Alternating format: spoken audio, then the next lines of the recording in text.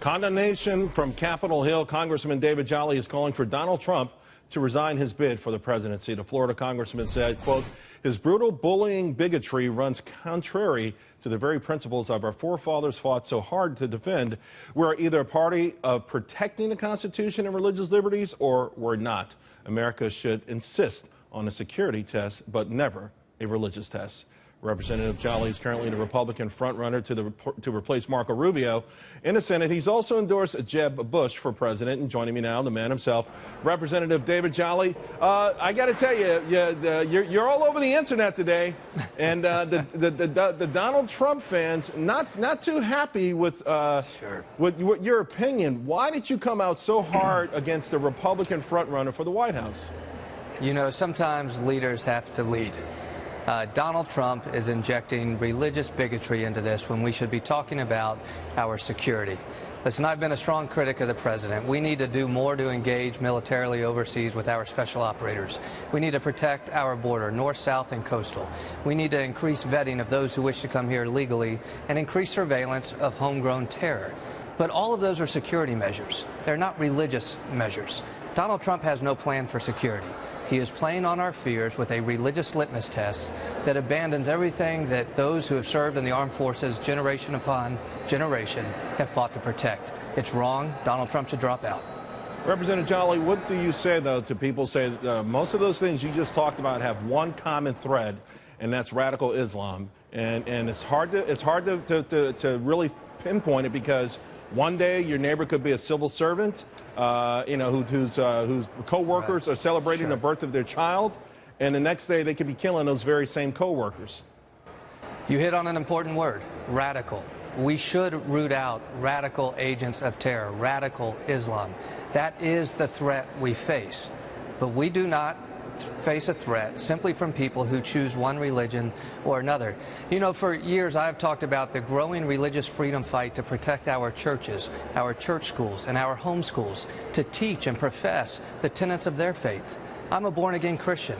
I think within our churches, our church schools, our home schools, we should be able to talk about that without fear of reprisal from government regulators. Well, then fear of reprisal from the president. Do you put Sharia law in the Quran in the same space as Christianity? Do you think the tenets are the same, or could there be some things within the Sharia law that are counter those very same American principles that you're defending, or that you say you want to defend?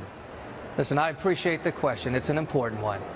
Fundamentally, the peaceful exercise of religion is a freedom upon which our entire nation was founded. We broke from a crown, from the old world that suggested individuals did not have that freedom. The central tenet of our freedom is that we are endowed with basic rights from our Creator, what Jefferson called the natural rights of man. The peaceful exercise of religion is one of the great freedoms of this country. Donald Trump is not talking about radical Islam. Donald Trump is talking about a religious litmus test. But it is a break from everything we are. Isn't there evidence that even the founding fathers had their misgivings about Islam and perhaps the religion itself? Listen, we have homegrown terror right now. Those who, as you mentioned, self-radicalize. We have law enforcement officers providing surveillance, and they should. They were doing so right after Paris. They were doing so after San Bernardino. They missed California. We need to increase that and do better. We need to take the fight overseas. Engage militarily very strongly. We need to strengthen, as the House has, our refugee program, the vetting of our visa waiver program. We need to do all of that. We need to put security first. Everything about this is about security. But because Donald Trump is injecting religion into this, it is wrong. He is a small person for doing it. He should not be a candidate for President of the United States. He is not fit to lead. He's not only a candidate, but he's leading by a very wide margin. And apparently he's touched on something that a lot of so-called establishment Republicans have missed out on, and that people are afraid. So how do you sway someone's fear? Not saying, listen, we're a nation, with the First Amendment and religious tolerance, but people are saying, when I see these major events, whether it's the World Trade Center coming down or San Bernardino, it was a Muslim, and I'm afraid. How do you really get them to feel better about this? Because we talk very decisively about a renewed national security strategy that this president fails to deploy.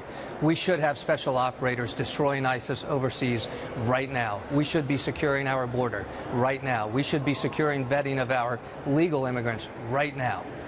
Donald Trump won't talk about that. He has no plan to defeat ISIS. He is playing on people's fears. He is a small person. He is a bullyard bully. Okay. And the way you hit back is you hit him in the face. Well, listen, you definitely took some punches tonight. Again, we should let the audience know you are running for Marco Rubio's seat. You've endorsed Jeb Bush. Some say that you were a lobbyist before. You may be the kind of person that Donald Trump has targeted from the very beginning since his election run. And, you know, we should put it out on the table. Just let people know that some folks are saying, hey, this is also probably motivating your anxiety or your anger toward him.